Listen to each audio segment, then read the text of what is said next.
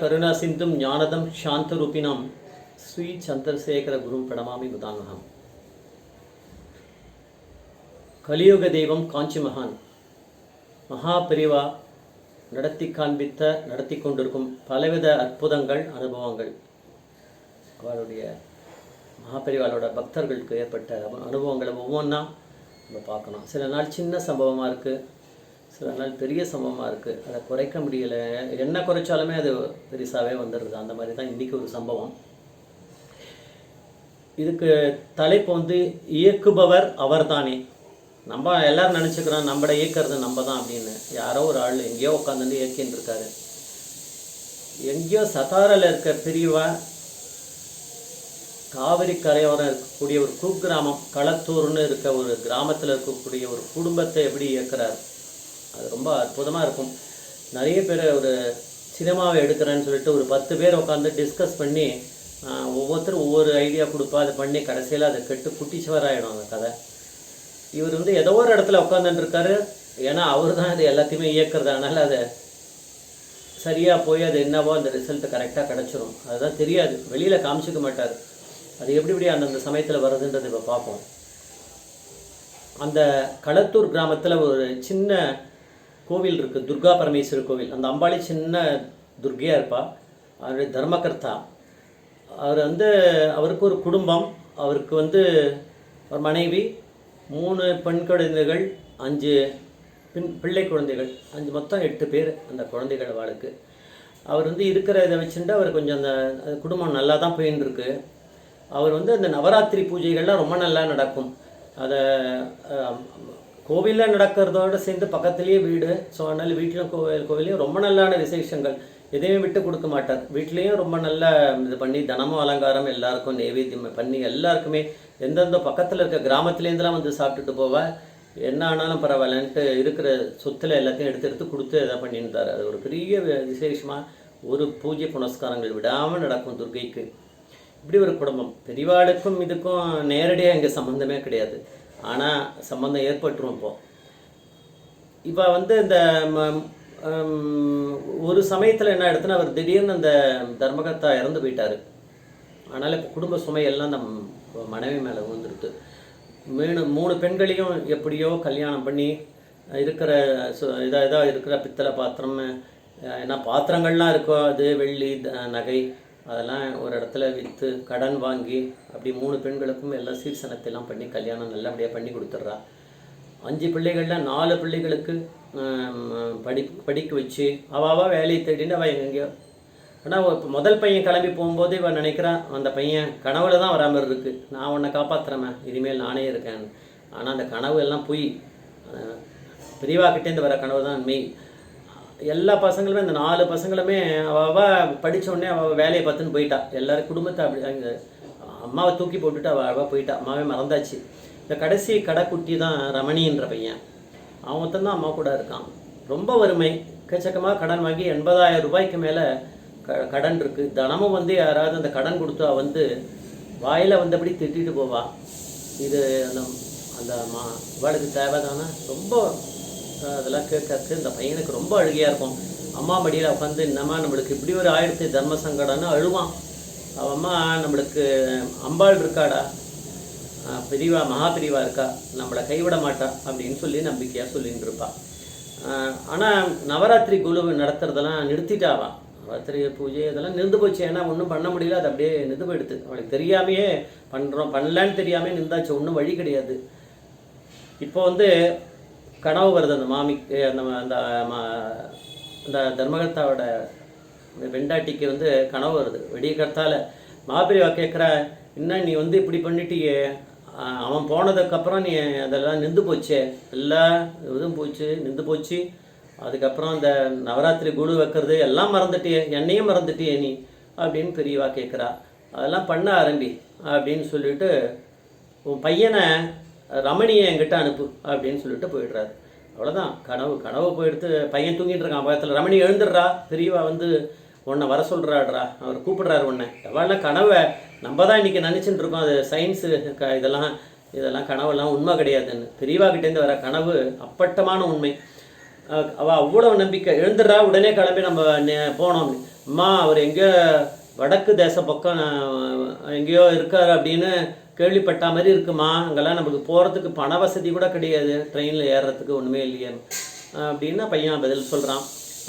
அந்த நேரம் பார்த்து மேலேருந்து அவர் இப்போ வந்து வாடகைக்கு விடுறதுக்கு வேறு வழி இல்லாமல் வாடகைக்கு விட்டா, இல்லைன்னா சின்ன வீடு தான், மாடியில் இருக்க போர்ஷனை ஒருத்தருக்கு ஷர்மான்னு ஒருத்தருக்கு வாடகைக்கு விட்ருக்கார். அவருடைய பெண்டாட்டி, அவருக்கு ஒரு சின்ன பொண்ணு, இவள் தான் சின்ன குடும்பம், அவளுக்கு இவளை மாதிரி தான் வாழும், இதே இந்த மாதிரி பிராமணா அதான் வாழும். அவளுக்கு விட்டுட்டா.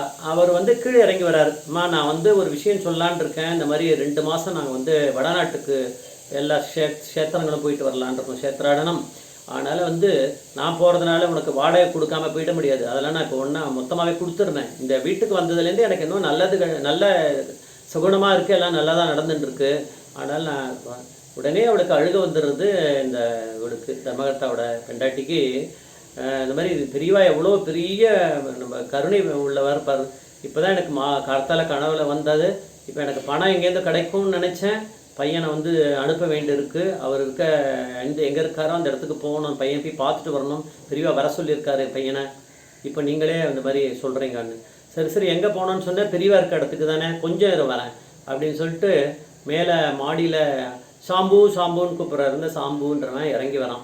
வந்தவொடனே சொல்கிறேன், இந்த சாம்புங்கிற என் அண்ணா பையன் பெரியவா கிட்ட கைங்கரியம் பண்ணிட்டு இருக்கான், அப்படியே இருக்குச்சே எப்பயாவது ஒரு 1-2 நாள் வந்துட்டு போயிடுவான், அவ்வளோதான். நடுவில் கொஞ்சம் அவனுக்கு நாங்களும் அவனை பார்த்தா மாதிரி இருக்கும், பெரியவா என்னென்ன பண்ணாலும் அவங்ககிட்ட விசாரிச்சுப்போம், அது மாதிரி அவன் வந்துட்டு போவான். அதை வந்திருக்கான், பெரியவா கிட்டே இவனை கூட்டின்னு போனடா நீ அப்படின்னு அவர் சொல்கிறாரு. இன்னும் நான் கூட்டின்னு போகிறேன், நான் அதை பார்த்துக்கிறேன், அதுக்கு தேவையான கொஞ்சம் பணத்தையும் கொடுத்துட்டு அவன் போகிறான். ஸோ பெரியவா வச்ச முதல் குண்டு அது வந்தது. அப்புறம் கிளம்பி 2 பேரும் போயிட்டு அங்கே போகிறார். ஷர்மா அந்த இவர் வந்து ஷர்மா கிளம்பி போயிட்டார் அவருடைய க்ஷேத்ராடனத்துக்கு, பணத்தெல்லாம் கொடுத்துட்டு வாடகை பணத்தை. இப்போ அங்கே போய் சத்தாராக்கு சேர்ந்துடுறா அந்த சாம்புவும் அந்த பையனும் ரமணிக்கிட்ட சொல்கிறாரு, சாம்பு நான் உள்ளே வேலைக்கு போயிடுவேன்டா, கட்டில் வேலை போனேன்னா எனக்கு ஒரு நிமிஷம் கூட உன்னை வந்து பார்க்க முடியாது, அங்கே எக்கச்சக்க கூட்டம் 1000 பேருக்கு மேலே நிற்கிறா க்யூவில், நீ வந்து உன்னோட இடத்துல நின்றுக்கோ, நீ அவசரப்படாத, சின்ன பையனாக இருக்க, அவசரப்பட்டுக்கிட்டு எதுவும் பண்ணிடாத, எதுவும் எதிர்த்து பேசாத, அங்கேயே நில்லு, உன்னுடைய டேர்ன் வர வரைக்கும் அப்போ தான் நீ பெரியவாளை பார்க்க முடியும், பொறுமை இல்லாமல் இருக்கக்கூடாது, உட்காந்துக்கோணுன்னா உனக்கு, நான் உள்ளே போகிறேன், என்னை எதிர்பார்க்காத, முடிஞ்ச உடனே என்னை வந்து பார்த்துக்கோன்ட்டு கிளம்பி போயிட்டாரு. ஆனால் பெரியவாளை பார்த்தான்னா அழுது தீத்துரு, உன்னுடைய மனசில் இருக்கிறதெல்லாம் கொட்டி கூட தீத்துரு, ஏன்னா அப்புறம் உனக்கு அந்த மாதிரியான ஒரு இதுக்கு சான்ஸே கிடைக்காது அப்படின்னு அவர் எல்லாத்தையும் சொல்லி கொடுத்துட்டு போகிறாரு. அந்த பையன் சரி இப்போ என்ன பண்ணுறது, இவ்வளோ கூட்டத்தில் நம்ம இவ்வளோ பின்னாடி இருக்கோம், எங்கே போக போகிறோம், அதனால் வேறு வழி இல்லைன்ட்டு கீழே உட்காந்துட்டான். அவனுக்கு சோர்வாயிடுத்து, கீழே உட்காந்துட்டான். ஜெய் சங்கரா ஹர சங்கரான்னு மனசில் நினச்சின்னு உட்காந்துட்டு இருக்கான். யாரோ அவன் தோளை தட்டுற மாதிரி இருக்குது. எழுந்தோடனே யார், நீ தானே ரமணி, இந்த ரமணின்ற பேர் யார் அவருக்கு எப்படி தெரிஞ்சுது? 2வது குண்டு. ரமணின்னு யாரும் சொல்லலை, அவரும் போய் வேம்பும் போய் அவர் ஒன்றும் பேசலை, அவர் பாட்டுக்கு உள்ளே பிஸியாக போயிட்டார். பெரியவாளுக்கு நம்ம ரமணின்னு யார் தெரிஞ்சுது அப்படின்னு பையனுக்கு ஒரு பெரிய அதிசயம். கிட்டக்க போகிறான், போய் நமஸ்காரம் பண்ணுறான் சாஷ்டாங்கமாக. வந்துட்டோடனே குழந்தை சொல்லுடா குழந்தை அப்படின்றாரு. ரொம்ப தாய் கேட்குற மாதிரி பாசமாக கேட்குறாரு. பையன் அழுது தீத்துட்டான். பெரியவா இந்த மாதிரி ஆயிடுத்து, பெரியவா எனக்கு இந்த மாதிரி இவ்வளோ அண்ணா இருந்தா, இவ்வளோ அக்கா இருந்தா, எல்லாருக்கும் இந்த மாதிரிலாம் ஆயிடுத்து, கல்யாணம் பண்ணி கொடுத்துட்டா, பசங்க எல்லாருமே விட்டுட்டு எல்லாம் ஓடி போயிட்டா, அம்மாவை விட்டுட்டா, நிராதரவாக விட்டுட்டு போயிட்டா. பெரியவா நீங்கள் தான் எங்களுக்கு எல்லாமே அனுகிரகம் பண்ணணும். இப்போ நான் வந்து இந்த மாதிரி எனக்கு இப்போ நான் சின்ன பையனாக இருக்கேன், நான் எப்படி எல்லாத்தையும் குடும்பத்து சுமையெல்லாம் தாங்க முடியும், எனக்கு வருமானம் எதுவுமே இல்லை பெரியவா, நீங்கள் தான் எனக்கு வழி, அதனால தான் நான் வந்திருக்கேன் அப்படின்னா. அது சரிடா, அதை நான் பார்க்குறேன், நீங்கள் ஏன் அதை கொலு வைக்கிறத விட்டுட்டா உங்கள் அம்மா அப்படின்னா. அது 3வது குண்டு. இவருக்கு எப்படி தெரியும்? அப்போ கனவுல பெரியா வந்து சொன்னது நிஜம். ரமணின்னு பேரை கூப்பிட்டுருக்காரு, கொலு ஏன் விட்டுட்டீங்கன்னு சொல்கிறாரு அப்படின்ட்டு மனசில் அவனுக்கு ஓடி இருக்கு. சரி நீ அதனால் என்ன பண்ணு, நாளைக்கு உனக்கு இது ஆரம்பிக்கிறது நவராத்திரி, இன்றைக்கி சாயங்காலமே நீ கிளம்பி போயிடு, உனக்கு ஒருத்தர் போகிறதுக்கு நான் ஏற்பாடு பண்ணுறேன் அப்படின்ட்டு பக்கத்தில் யாரையோ கூப்பிட்டு ஏதோ பேசுகிறாரு. அது ஏதோ அவருடைய பாஷையில் பேசுவார், அது என்னன்னு தெரியாது. அவர் நீ போய் சாப்பிட்டுட்டு யார் வராளோ அவளோட சேர்ந்துட்டு நீங்கள் கிளம்பி போயிடுவார் அப்படின்றார். உடனே இந்த பையன் சின்ன பையன்ல ரொம்ப பெரியவா எனக்கு வந்து இந்த இடத்த விட்டு நான் கொஞ்ச நாளாவது இருந்துட்டு போகலான்னு உங்களுக்கு கைங்கரியம் பண்ணலான்னு வந்த பெரியவா, இப்படி ஒரு நீங்கள் அனுப்பிச்சுடல பெரியவா, என்னோட இது உங்களுக்கு தெரியாதா இப்படி பண்ணுறீங்களே இது நியாயமா? பெரியவாளே கேட்குறான், அவன் கேள்வி கேட்குறான் அழுக. ஏன்னா அவனுக்கு அவ்வளோ ஒரு பக்தி அவனுக்கு. நான் உங்களை விட்டுட்டு போக முடியுமா பெரியவா? என்னை இப்படி அனுப்பிச்சுடுறீங்களே, என்னை இப்படி பண்ணலாமா நீங்கள்? பக்கத்தில் இருக்கவங்களாம் அதெல்லாம் பெரியவாள் அப்படி பேசக்கூடாது, பேசாது அப்படின்னு தடுக்கிறா. அப்புறம் அவர் சிரிச்சுட்டே அதுக்கு பதில் சொல்கிறாரு, இப்படின்றார், அவ்வளோதான். ஆனால் போ அதுபடி நடக்கும், ப்ராப்ளம் இல்லைன்னு அர்த்தம். அப்புறம் என்ன பண்ணுறாரு, சரி இங்கே வா ஒன்று பண்ணு, உங்கள் அம்மாவை வந்து அவ்வளோ செலவழிச்சுலாம் பண்ண வேணாம் அப்படின்னு சொல்லிட்டு அவனுக்கு கல்கண்டு பேரிச்சம்பழம்லாம் எடுத்து கொடுக்குறாரு. கொடுத்து கையை தொட்டு அவரை வந்து கைங்கரியம் பண்ணுறவரை இவர்கிட்ட கொடுக்க சொல்கிறார். இதில் தினமும் கொஞ்சம் கொஞ்சம் நைவேத்தியம் பண்ணு, யாருக்கும் நீ நைவேத்தியம் பண்ணி கொடுக்கணும்லாம் ஒன்று அவ்வளோ பெரிய இதுவாக அவசியம் இல்லை, நீங்கள் அந்த செலவெல்லாம் பண்ண வேணாம், நீங்கள் அதை நைவேத்தியம் பண்ணி அம்பாளை பூஜை பண்ணுங்க இது எல்லாம் அப்புறம் பார்க்கலாம் அப்படின்னு சொல்லி அனுப்பிச்சி விட்டுறாரு. அப்புறம் போகிறா, அவள் யார் வராளோ அவளோட கிளம்பி அவன் சொல்கிறாரு, வேம்பு வந்து பெரியவா கிட்ட இப்படிலாம் எதிர்த்து பேசக்கூடாதுரா, நீ பேசினியாமே அப்படின்னு. இல்லை எனக்கு அப்படி அழுகையாக இருக்குது, நீங்கள் மட்டும் இங்கே இருக்கீங்க, நான் மட்டும் போவேன்ருக்கேன் அப்படின்னு அந்த சின்ன பையனுக்கு பாவம், அவனுக்கு இருக்க தாபம். அப்புறம் யார் அவர் கூட அனுப்பிச்சாரா, அவரும் இந்த பையனை சேர்ந்து ரமணியும் போயிடுறா, திருப்பி பழையபடி கிராமத்துக்கு போயிடுறா சத்தாரிலேருந்து. அவள் போனவனே அம்மா ஒரே பரபரப்பு, என்னடா சொன்னா பெரியவாளை பற்றியா, என்ன சொன்னான்? ஆமாம் அம்மா பெரியவாவை நான் கிட்டக்க இந்த மாதிரி எவ்வளோ கிட்டக்க நான் நிற்கிறேன் உங்ககிட்ட, அந்த மாதிரி நின்று நான் அவர்கிட்ட பேசியிருந்தேன்மா, இந்த மாதிரி பாக்கியம் பெரிய பாக்கியம், பெரியவா வந்து வந்தது நிஜமாக, அவன் கனவுல வந்தது வந்து சொன்னதெல்லாம் நிஜமாகவே நடந்திருக்கு. அவள் வந்து இந்த மாதிரி நீ வந்து குருவை திருப்பி பழையபடி நவராத்திரி குரு நடத்தணும் அப்படின்னு சொல்லிட்டு இந்த கல்கண்டு இந்த பேரிச்சம்பழம்லாம் கொடுத்துருக்கா, இதெல்லாம் வச்சுட்டு பூஜை பண்ணால் இது பண்ணால் நைவேத்தியம் பண்ணால் போகிறோம், பெரிய அளவுக்கு இந்த மாதிரிலாம் செலவழிக்க வேண்டாம் அப்படின்னு சொல்லியிருக்கேன். சரிடா, நம்மளுக்கு பணத்தை பற்றி அதுக்கு பற்றி ஏதாவது சொன்னாராடா என்னன்னு அது தெரியலம்மா, நான் அது கேட்கலாமா அப்படின்னு அவன் சொல்லிட்டான் உண்மையை. இது போயிடுத்து.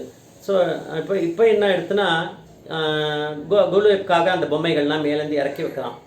இறக்கி வச்சோடனே அவன் அம்மா பெரியவா இப்படி இருக்காடா, நம்மளை பார்த்துப்பாடா, எப்படியும் வழி கொடுப்பாரு அப்படின்னு அவன் அம்மா சொல்கிறா. ஆனால் இவன் மனசு அதில் இல்லை, போகலை, வேறு எதுலேயோ போயிட்டே இருக்குது. மேலேருந்து இறக்கணுமே அந்த பரணையிலேருந்து லாஃப்ட்லேருந்து. அப்போ ஏதோ ஒரு பெட்டியை பார்த்தோமே, தகரப்பெட்டின்னு அவனுக்கு மனசு அதிலே போயிட்டு இருக்கு.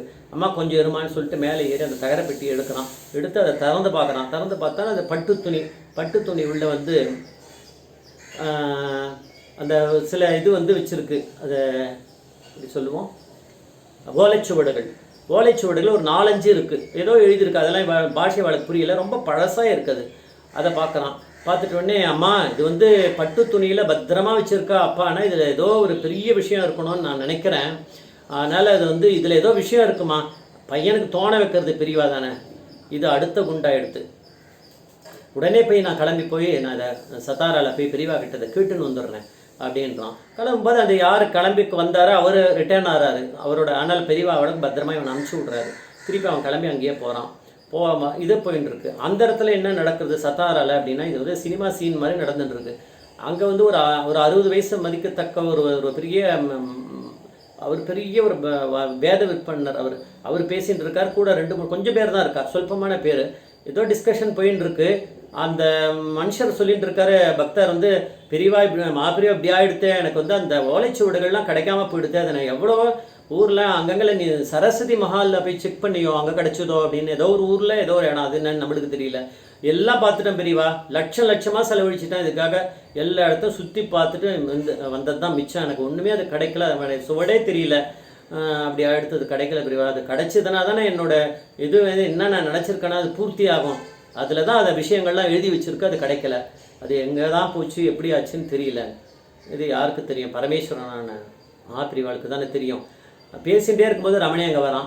சரி கொஞ்சம் இது வந்தாச்சு அப்படின்னு சொல்லிட்டு இப்போ ரமணியை கூப்பிட்டுறேன். ரமணி அந்த பெட்டியை கீழே வச்சுட்டு சாஷ்டாங்க நமஸ்காரம் பண்ணி, பெரியவா ஒன்று சொல்லணும்னு நினச்சேன் நான், இந்த இது வந்து இந்த டப்பா வந்து கிடச்சிது பெரியவா மேலேருந்து நான் குழுவை இறக்கும்போது, இதில் ஏதோ இதெல்லாம் வச்சுருக்கு அப்படின்னு சொல்லிட்டு எடுக்கிறான். அவருக்கு தெரியும், பெரியவாளுக்கு தெரியும் அதில் என்ன இருக்குது அப்படின்ட்டு. இதை வந்து பட்டு துணியோடு சேர்ந்து அந்த ஓலைச்சோடு நீ அதை கையாலேயே அந்த பெரியவாக்கு கொடுத்துரு அப்படின்றா பெரியவா. அந்த பிராமணர் வாங்கிக்கிறார், வேத பிராமணர். நீ கேட்டுந்தியப்பா அதுதான் அது அப்படின்றாரு. இது எத்தனாவது குண்டு, அடுத்ததாக எடுத்துப்போம். அப்போது உடனே சொல்கிறாரு அவர், அதை தேடிந்தவர், அந்த இதுக்கு ஓலைச்சுவடி தனக்கு கிடைக்கணும்னு வேண்டிந்தவர் சொல்கிறாரு, நான் இதுக்காக எவ்வளோ லட்சம் செலவழிச்சிருக்கேன், இப்போ வந்து என் கையில் ஏதாவது இருக்கிறத நான் இவனுக்கு கொடுக்கணும் அப்படின்னு தேடுறாரு. பணம் கொஞ்சம் வச்சுருக்காரு கட்டுக்கட்டாக. அந்த பணத்தை எல்லாத்தையும் எடுத்து பெரியவாக்கு முன்னாடி ஓலைத்தட்டில் வச்சுட்டு அந்த இதில் இதை கொஞ்சம் அவனுக்கு நீயே உன் கையால் கொடுத்துரு அவனுக்கு அப்படின்றாரு. கொடுக்குறான். கொடுத்தவொடனே சரி, கடைசியில் அவங்ககிட்ட ஒரு 2 லட்ச ரூபா இருந்திருக்கு, அதை நீ அவங்ககிட்ட கொடுத்துட்ட, என்ன ஊருக்கு திரும்பி போகிறதுன்னா நீ நடராஜா சர்வீஸா அப்படின்னு சொல்லி கிண்டலாக சொல்கிறாரு மகாபிரிவா. உடனே அவருக்கு சந்தேகம் வருது, இந்த இவருக்கு வேத பிராமணருக்கு, என் கையில் கரெக்டாக இருந்தது, 2 லட்சம் எப்படி தெரியவா உனக்கு, உங்களுக்கு தெரிஞ்சுது அப்படின்னு அவர் கேள்வி கேட்குறாரு. அந்த பையனும் சின்ன பையன் பாவம், அவன் ரொம்ப இதுவாக வந்து குழந்தைத்தனமா, நானும் அதே தான் நினச்சேன் மாமா அப்படின்றான். உடனே அவர் சிரிச்சுட்டே அதுக்கு ஒரு பதில் தான், வேறு எதுவுமே இல்லை, சிரிப்பு தான் பதில். புன்னகையோட அவர் சரி, அவர் ஒரு 50 ரூபா அவர் கொடுத்துரு, அவர் ஊருக்கு போய் சேரணும் அப்படின்றாரு. அப்புறம் இந்த பையனை வந்து சரி நீ உடனே கிளம்பிடு, போயிட்டு நீ போய் இதை ஆரம்பிக்கணும் இல்லையா, இந்த பணத்தெல்லாம் கொண்டு போயிட்டு உன்னுடைய கடன்லாம் நீ தீர்த்துட்டு இது பண்ணிக்கோ பார்க்கலாம் அப்படின்னு சொல்லிட்டு அவனை அனுப்பிச்சி விட்டுறாரு. அப்புறம் வந்து போகும்போது நீ இவ்வளோ பணத்தை கொண்டு போகிற, நான் திருப்பி வேம்புவே அவனை கூட அனுப்புகிறேன், அவனை கூட்டின்னு போ, சாப்பிட்டுட்டு 2 பேரும் கிளம்பிடுங்க அப்படின்ற. கரெக்டாக அன்றைக்கி சாப்பிட்டுட்டு கிளம்பி 2 பேரும் அங்கே போகிறா. அம்மாவை போய் பார்க்குறான், நடந்ததெல்லாம் விவரிக்கிறான், எல்லா கடனையும் அடைச்சிட்றா, எல்லாம் போயாச்சு, இனிமேல் அவன் நிம்மதியாக இருக்கணும்னு பார்க்குறான். அதுக்கப்புறம் வந்து அவன் இருக்கிற பணத்தை வச்சுட்டு, ஏற்கனவே அவன் வந்து ஒரு மளிகை கடையில் தான் அவனுடைய படிப்பை நிறுத்திட்டு ஒரு மளிகை கடையில் தான் வேலை பண்ணியிருந்தான். அந்த பணத்தை எல்லாத்தையுமே கொடுத்தான். முதல்ல இருந்தவா படிக்க வச்ச அம்மாவை எட்டி உதச்சிட்டு ஓடி போயிட்டா. இப்போ வந்து அந்த சொல்ப சம்பளத்தை அப்படியே எடுத்து அம்மா கிட்ட கொடுத்து கஷ்டப்படுற அம்மாவுக்கு உதவி பண்ணியிருந்தான் அந்த ரமணி. இப்போ வந்து அவனாவே ஒரு மளிகை கடை வீட்டு வாசல்லையே வச்சு அதில் இருக்க வருமானத்தை வச்சுட்டு அவள் நல்லபடியாக அந்த பூஜைகள்லாம் பண்ணிட்டு பழையபடி இது பண்ணி அவளுடைய வாழ்க்கை வந்து நல்ல பிரகாசமாச்சு எல்லா விதத்துலையும் அப்படின்னு. அதுக்கடுத்தது இந்த ஷர்மான்றோடக்கு ஒரு பொண்ணு உண்டு, அவரே என் பொண்ணை உங்கள் பையனுக்கு கொடுத்துட்றேன். இந்த பையனும் நல்ல வேதம் இதெல்லாம் படிச்சுட்டு பெரிய வேணா வந்தான், அவனுக்கு கொடுத்தாரு. அதனால் அப்படியே ஒரு லிங்க் போடுறாரு. இந்த மாதிரியான ஒரு இது ஏதோ ஒரு சினிமா படம் பார்க்குற மாதிரி இருக்குது. இதுக்கு இவ்வளோ நாள் உட்காந்து டிஸ்கஸ் பண்ணி அதெல்லாம் பண்ணுவாள். ஆனால் ஒரே இடத்துல உட்காந்துட்டு மகான் ஏதோ ஒரு மூலையில் அங்கேருந்து எல்லாத்தையும் நடத்தியிருக்காரு. ஏன்னா பரமேஸ்வரன் ஆன பரபிரம்மமான பரமேஸ்வரனான மகாபிரிவாளுக்கு விட பெரிய இயக்குனர் யாரும் இருக்க முடியாது. அவர் தான் இந்த உலகத்தையே இயக்கின்றிருக்காரு அப்படிங்கிறது இந்த சம்பாஷணையை வந்து நம்மளுக்கு எல்லாம் புரியுற மாதிரி சொல்லுவாங்க. ஜெய ஜெய சங்கர, ஹரஹர Sankara. Today's incident may look like an imaginary story, but it is not a story. It is a reality which had been done by our Pratyaksha Mahapiriyava, the Parameshwara. When Mahapiriyava was camping at Satara, he controls the whole universe and he has helped a Dharmakarta's family who were staying at Kalattur in a remote village. The Dharmakarta was in Durga Parameshwari temple as a priest come Dharmakarta. He does all the pujas for Durga at the temple and celebrates Navaratri with all pomp and grandeur at his residence too. He invites lot of devotees and does Annadhana and celebrates it in a very, very grand manner. He had 8 kids, and one day, of course, fate played the role in this family and the Dharmakarta passed away. His wife got her 3 daughters married with all difficulty. Her 4 of her sons well educated. But unfortunately, the 4 sons did not show any gratitude, and after they got the job, they all whisked away. But her younger son, named Ramani, was with her, totally helping her, whatever at his age he could do, at least to share her sorrows.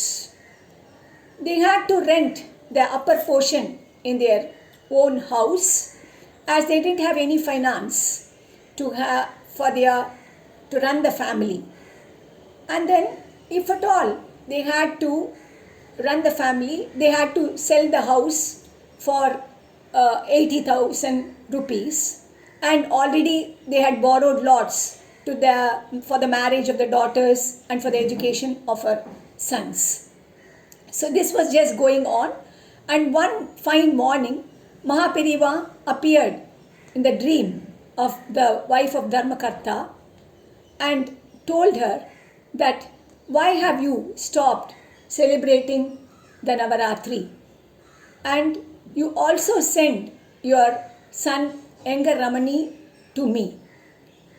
And then the dream was over with that.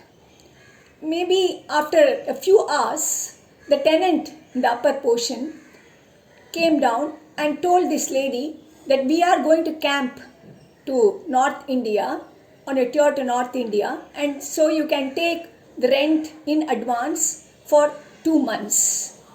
The lady thought that it was Mahaperiva who has done this, so that she found a solution to send her younger son to Satara. But then she was wondering how to send this young boy alone. Immediately, the tenant told that his brother's son is with them, who is doing Kainkariya in the mutt and would be returning to the mutt in a day or two.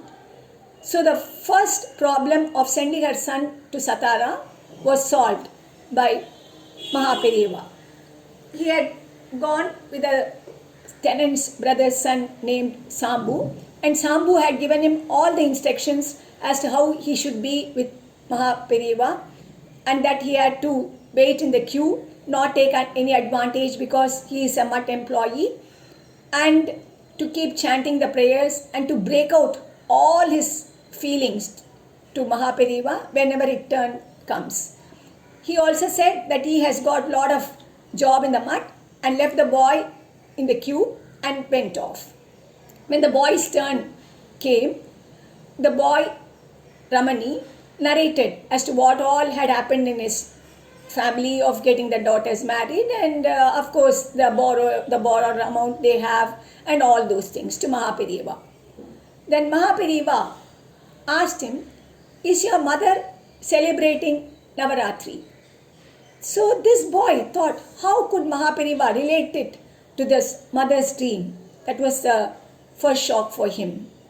Then he said that you can go back along with someone here, which I will be arranging, to your village, so that you can resume the Navaratri, which is going to start day after tomorrow.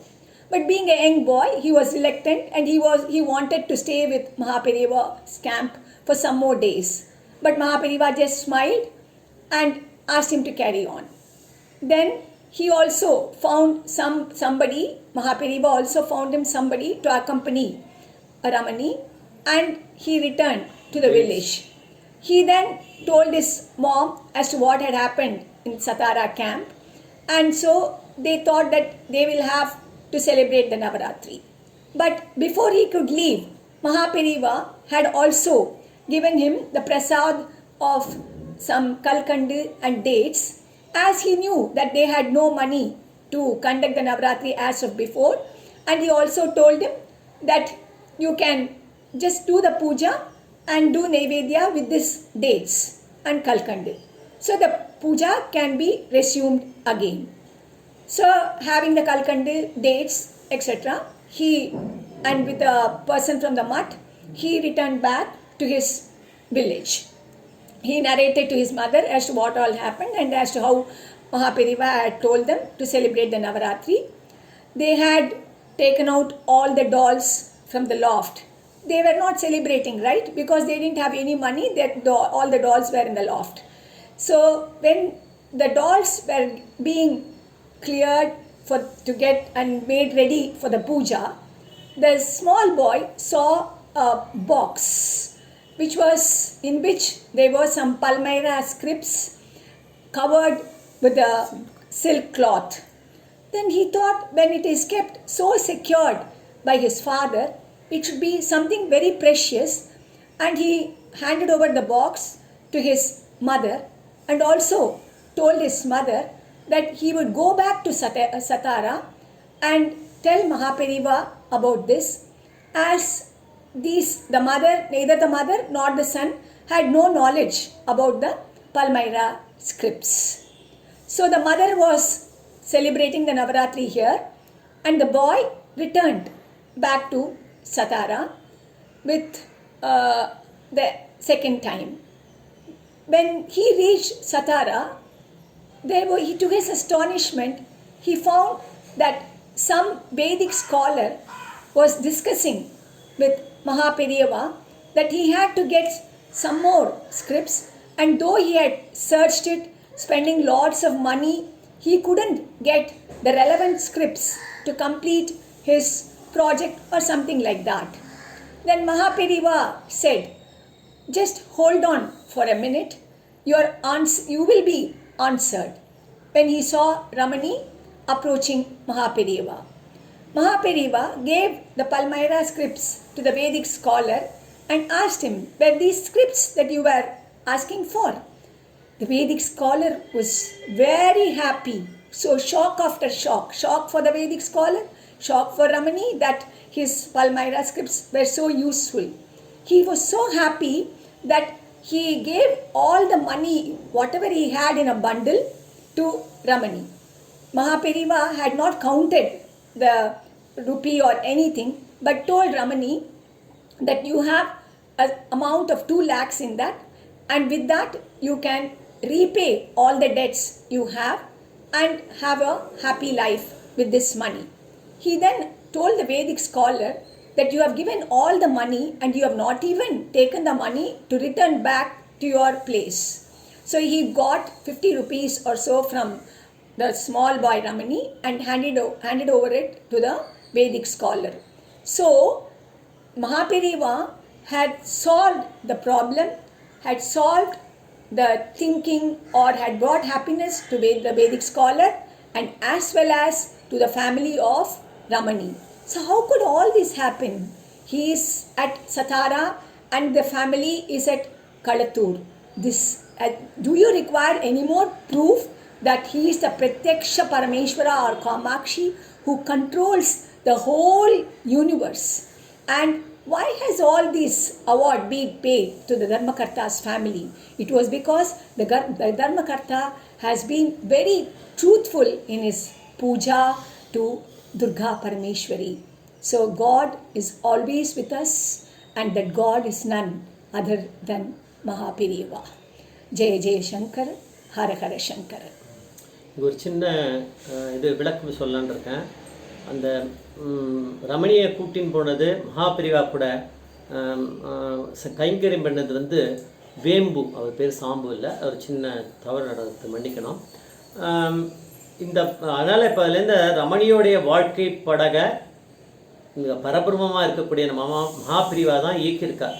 So அதனால் வந்து இதை வந்து இந்த மாதிரி அனுபவங்களை கேட்கறதுக்கே நம்ம கொடுத்து வச்சுருக்கணும். எல்லாத்துக்குமே ஒரு லாஜிக் கேட்டுண்டு சயின்ஸு கேட்டுண்டு இன்னும் அதுக்கான ஆர்கியூ பண்ணிட்டு தர்க்கம் பண்ணிட்டு இருக்கவா அந்த காலத்துலேயும் இருந்திருக்கா. மகாபிரிவா ஆதிசங்கரர் காலத்துலேருந்து இன்னைக்கு வரைக்கும் இருக்கா. அவெல்லாம் சொல்லுவா, நம்மளை காப்பாற்ற போகிறது நம்முடைய சொந்தக்காராதான், உறவுக்காராடு. அது கிடையாது, இதெல்லாம் நாடகங்கள். இன்றைக்கி நடந்துட்டு இருக்கிறதெல்லாம் இவெல்லாம் நம்முடைய நாடகத்துக்கு அவள் வந்துட்டுருக்கா. உண்மையான நாடகத்தை நடத்துகிறவர் வந்து மகாபெரிவா மாதிரியான பரமேஸ்வரன் தான் நடத்துகிறாரு. இந்த உறவுக்காரர்கள்லாம் எந்த விதமான உபதேவம் பண்ண போகிறதில்ல. அதனால் வந்து மகாபெரிவா அப்படிங்கிற பரபிரமம் தான் நம்மளெல்லாம் வழி நடத்தி போயின்னு இருக்கு அப்படிங்கிறதுக்கு இது ஒரு அப்பட்டமான ஒரு எடுத்துக்காட்டாக இன்றைக்கி சம்பவம் நடந்திருக்கு. ஜெய் ஜெய் சங்கர ஹர ஹர சங்கர மகாபெரிவா பாதமே சரணம், மகாபெரிவா பாதமே சரணம்.